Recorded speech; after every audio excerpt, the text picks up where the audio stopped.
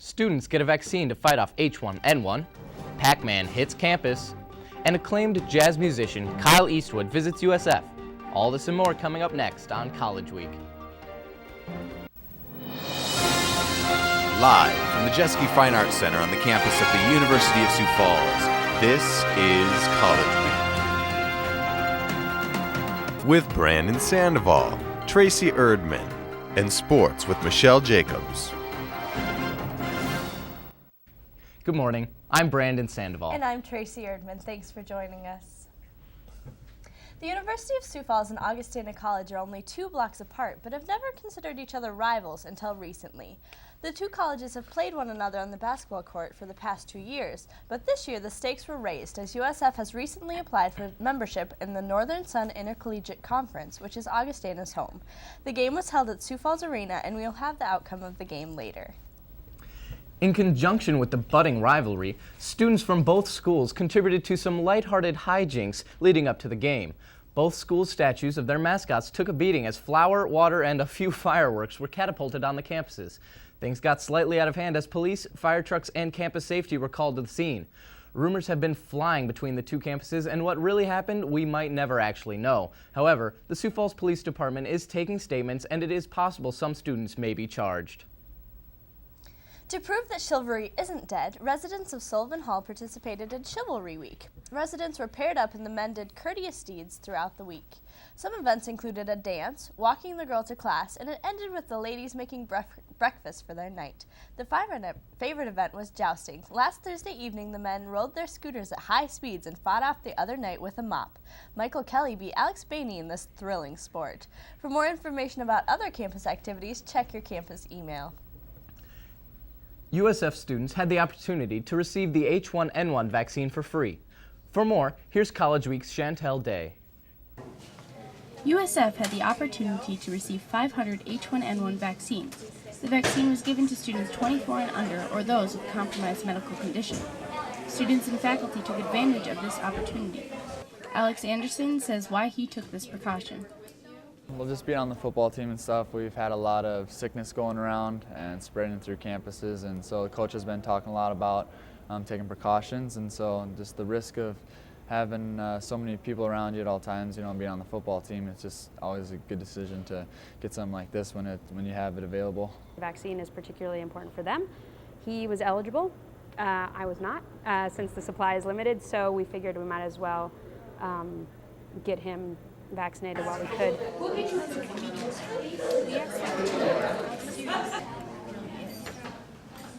I don't want to sound callous, but people die every year, so it's not, I don't know, it never struck me as an epidemic type of thing, but if a vaccine is available, I'm happy to get it. Stanford's clinical director says why it is important to get the vaccine now. Well, any disease is a serious disease and needs to be taken that way. This, at this stage in the time, seems to have the same likenesses and severity as our seasonal flu. And people can die from the seasonal flu, and so that's why it's important for people to get vaccinated. What's really important is this is a worldwide epidemic. This isn't just a local area. This is spread worldwide, and that's what makes it so important for people to get vaccinated for it, so that we can eradicate this. With the high demand for the vaccine, some may wonder how safe it really is. Well, there's certainly, and with any vaccination, there can be side effects to them, but there's no greater risk to this vaccination than to any other vaccination that you would receive, even such as the seasonal flu shot. I feel the same. Basically, I just, since I had the mist through the nose, my nose was just running a little bit, but I just, nothing crazy. For College Week, I'm Chantel Day. Life Flight Festival, an annual Christian concert event, has found a new home. Previously held near Wildwater West on the western edge of Sioux Falls, the nonprofit organization has been searching for a more permanent locale and found it through the form of prayer. Although many nearby towns and even other states have been discussing options about where the festival could be moved, it was the Peterson family that answered the call, donating a 225-acre plot just east of Worthing, South Dakota. The Petersons' gift will make a lasting impact on the organization and what it can do. Lifelight hopes to have all the land work done in time for the 2010 festival. Coming up after the break, see how USF students learned proper fire safety procedures. We'll be right back.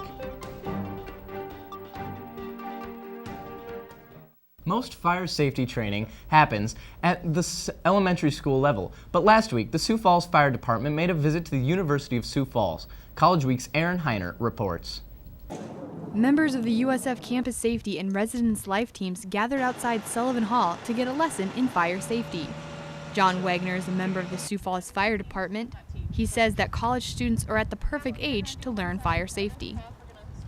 Kids are engrossed with fire prevention knowledge from kindergarten to 5th grade, and then it stops.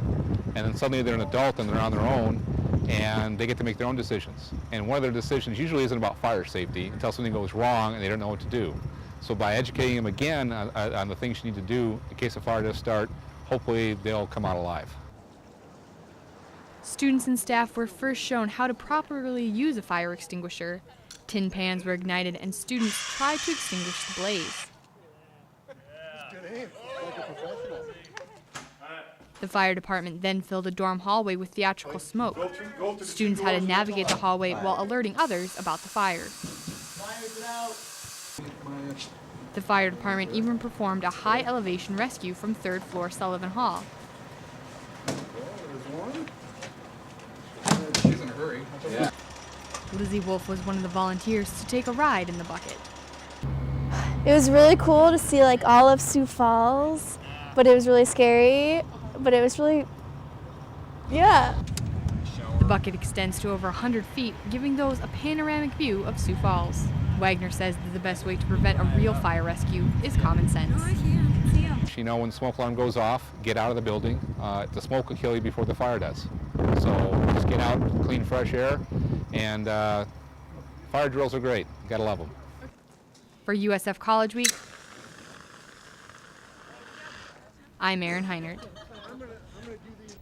The second theater production of the year is underway. Wednesday was the opening of Broadway and Beyond on the Meredith stage, and in preparation for the holiday season, ticket prices have been lowered to support local food pantries.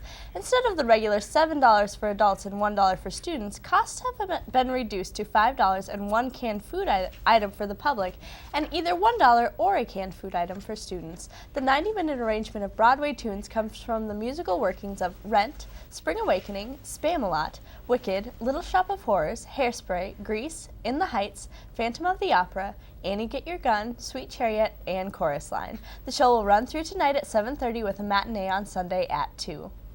An annual USF tradition continued this past week that involves one of America's favorite nostalgic video games. For more on the story, we turn to College Week's Ronnie Hawkins. It's that time of year again, a time where USF students put down the books and papers for a night and pick up the Pac-Man game controllers. This last Tuesday marked the 5th annual USF Pac-Man Tournament of Champions. The yearly tournament features a 64-person field of people from all around the USF community, each of them vying to become the next undisputed USF Pac-Man champion. One such student is junior Micah Schiller, who tells us about the excitement of being involved in such a prestigious tournament. Feels pretty good. I'm just glad to be here with all the well-trained athletes of the Pac-Man tournament. This is actually my first one I've participated in, so I feel honored to be number 2 seed.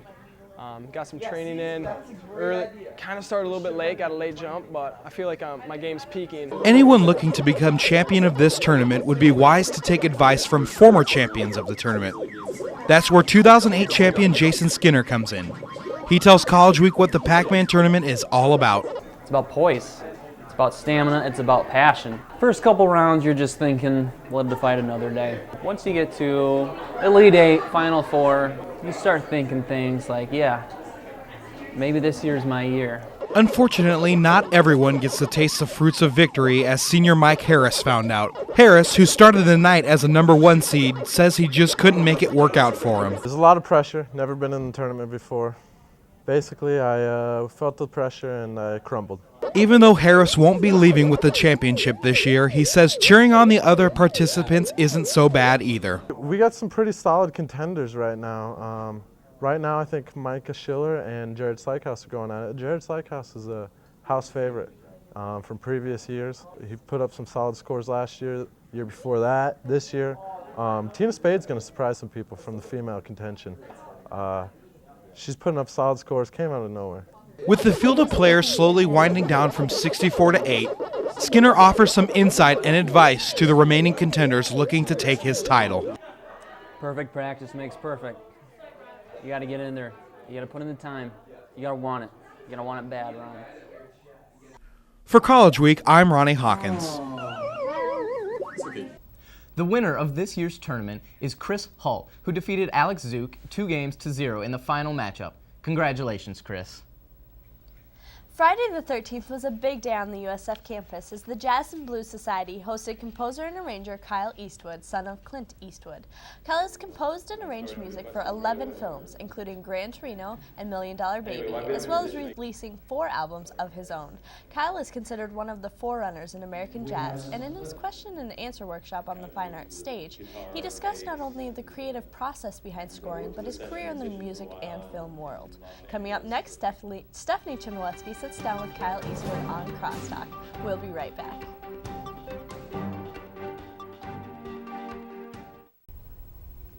Welcome to Crosstalk. I'm Stephanie Chmielewski, sitting down with Kyle Eastwood. Hi Kyle, how are you doing today? Good, how are you? I'm good, thank you. So, what do you think of Sioux Falls? I've been enjoying it. It's very nice. It's a little on the chilly side, but I've been having a good time. Okay. I'm excited about playing the theater at the Orpheum tonight. It's a nice room. Wonderful. So what brought you to South Dakota? Well, to come and do the concert, and then to come and talk to some of the students here at the school. And but yeah, the concert mainly. I've been kind of in the middle of doing some touring till the end of the year. All right. Now we are a college campus, so can you tell us a little bit about your personal college background, high school, things like that? I went to high school in Pebble Beach, California, and then I went to USC for about a year, and that's about the extent of my college education. But I went there actually as a film major initially, because I was thinking of trying to become a director, but kind of got sidetracked with music, and was there working on more and more music at the school, and so I decided to take some time off and just pursue music for a while, and it's been 23 years now or something. Okay, so you started off in film and switched over to music. Tell me why that switch came about. Well, I was always very interested in film and music, but I don't know, it was just a matter of, I just decided that I loved music more, really. It was kind of as simple as that. Okay, what would you say is your passion or your creative drive behind your music? Well, I think for my own albums I make are sort of predominantly jazz, are jazz based. So I think as a musician, as an instrumentalist, I think that's kind of the beauty of jazz, is that you have the sort of freedom to play, how you feel like playing, and whatever you want to play, and you're not sort of stuck in this idea of having to play the same songs the same way every night. It's sort of dialoguing with musicians, and if it happens to take a detour somewhere else, then you kind of go with it. Okay. As an artist, I know we all have creative highs and creative lows. Have you ever gone through a period of doubt, and if so, how did you overcome that? Yeah, well, I've kind of always been my own worst critic, so I think, there was times when I was a little younger where, I'd hear something back or recorded back, and, I was just like, oh, that was, terrible, but you kind of, I don't know, I think you kind of learn to get past that as time goes on, now I listen back to it, and maybe it wasn't as bad as I thought it was when I first heard it. You've directed and, not directed, but worked with many of the large award-winning numbers as far as musical scores. How does that feel? Oh, it's great. It's nice to be nominated sometimes for awards, and be doing well. And it's nice to stay busy and make a living. And it's something you enjoy doing, which is music for me. So as long as I can keep doing that and making music, I'm happy. Okay. So you had an album come out last year. How did that come about? Well, yeah, it was my fourth one came out last July. I think it was June or July. But that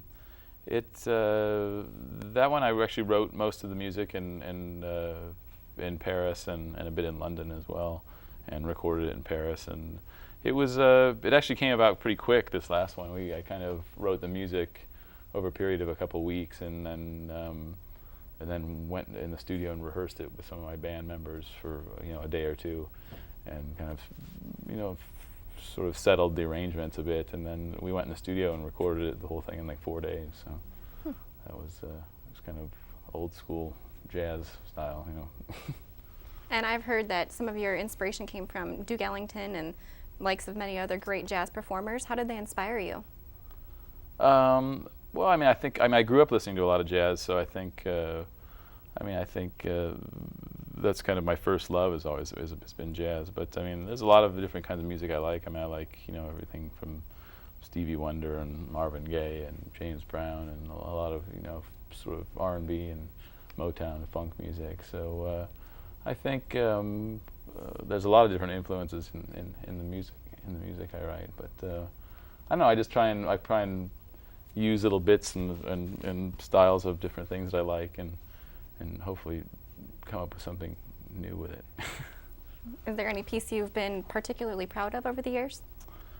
Well, I think for film score, I think Letters from Iwo Jima was one that I was probably the most proud of. I think because I thought it was a fairly strong theme, and then the movie was turned out very well, and I think it fit very well. It fit the film. And I'm pretty proud of my newest album. I think it's you're always progressing as a player and musician, and I'm starting to be more and more comfortable. As you said, the whole doubt thing. I think I'm starting to be more and more comfortable with my own playing. Wonderful. Well, thank you so much for coming today. We really appreciated you coming on campus. It's my pleasure. Thank you. Thank you for having me. For College Week, I'm Stephanie Chmielewski. And now it's time for sports with College Week sports reporter Michelle Jacobs. So Michelle, it was a disappointing opener for the wrestlers, huh? Yeah, it was. They have another meet this Saturday, so we'll see how they do. Yes. Last weekend, number 1 University of Sioux Falls football team defeated number 4 Morningside College 49-21. In the first quarter, the Cougars struggled to gain control, but a strong offensive drive would help USF gain its momentum.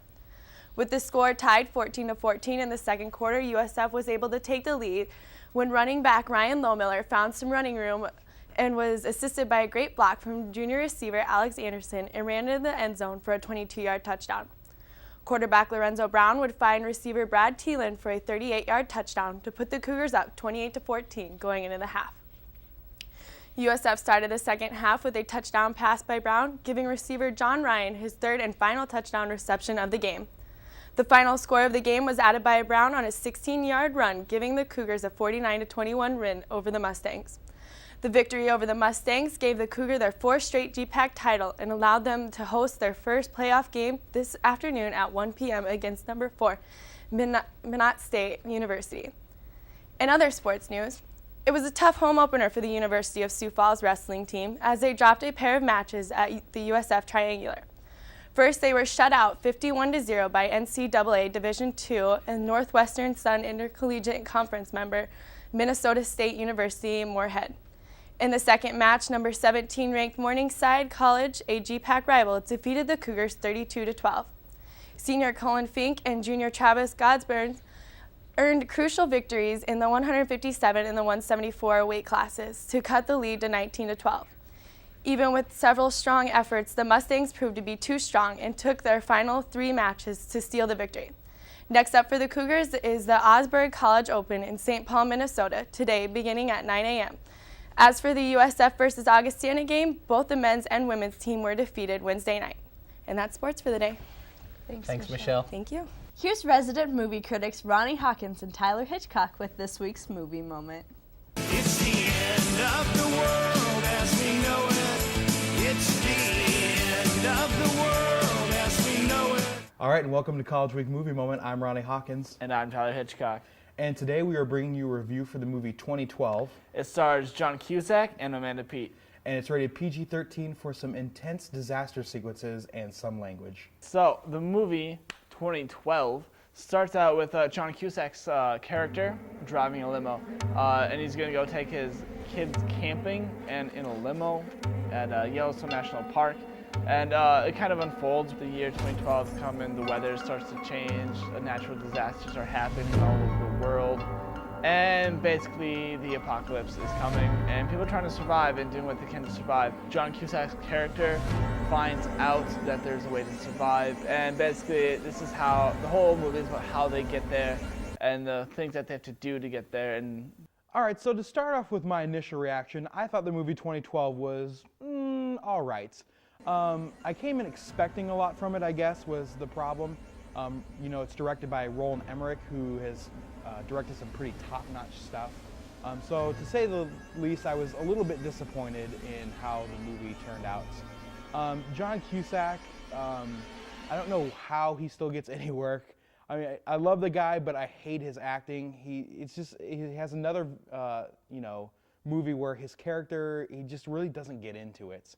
The story is pretty good. It really seemed to drag on. The movie is so long. Like, I thought it was going to be at least an hour shorter than it was. They could have probably ended it. It would have been fine. You know, story is believable. Some of the effects, they're really cool, but they're not really believable.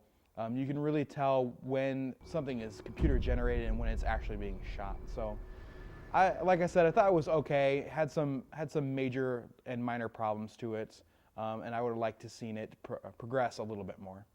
So Tyler, what's the verdict? well, much like you, I'm not a big fan of John Cusack, and I came into the movie a little biased. I had heard earlier reviews saying that it wasn't going to be that good, and I wasn't surprised by anything. All the graphics were absolutely horrible. You could obviously tell when the computer animated stuff was going on and the non-computer animated stuff was going on. I think the only computer animated stuff that looked real was the water towards the end. I think that's the only thing that looked real.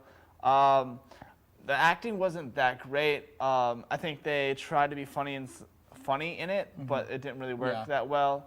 But overall, I'm not a big fan of the movie. So final review, how many stars are you going to give it? I'm going to stretch out and say 1.5. 1.5, ooh, yeah, okay. 1.5 stars. Okay, I apparently thought the movie was twice as good as you, because I'll give it 3. Ooh. I thought, like I said, I thought it was okay. I didn't think it was bad, but I didn't think it was good either. So it was a nice concept, but they didn't go at it very well. Yeah, I get what you're saying. If the world's going to end, the world's going to end, everyone's going to die. So maybe something, Straight up. maybe something worth renting when it comes out, possibly. Yeah. Maybe if you're really dying to see it. Redbox it. Redbox it. Redbox it. Or Netflix it. One of those. Very nice. All right, well, back to you guys in the studio. And that wraps up another edition of USF College Week. I'm Tracy Erdman. And I'm Brandon Sandoval. Have a great day.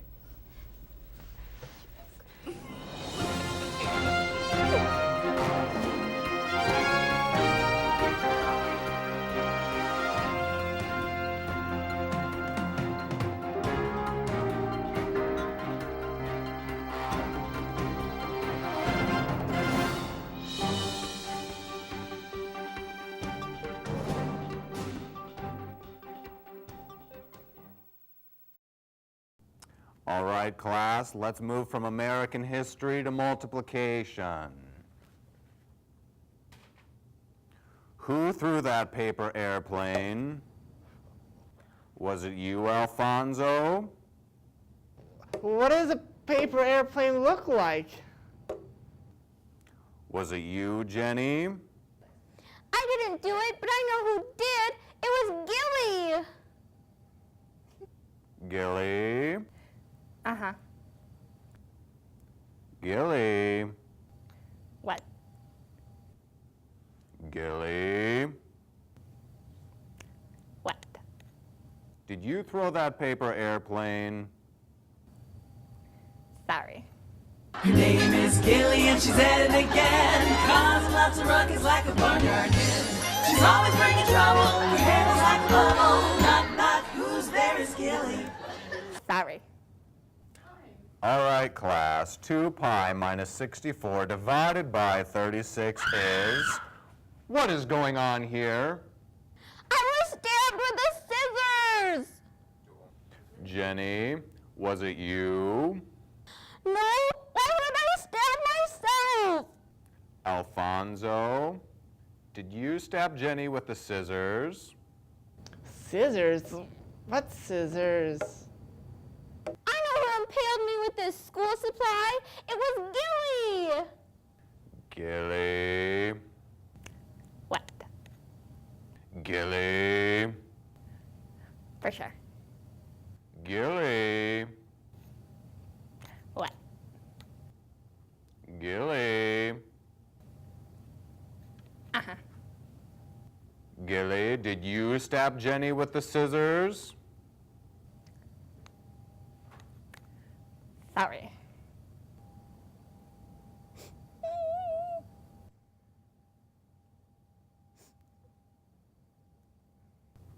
Gilly. For USF College Week. Not who's there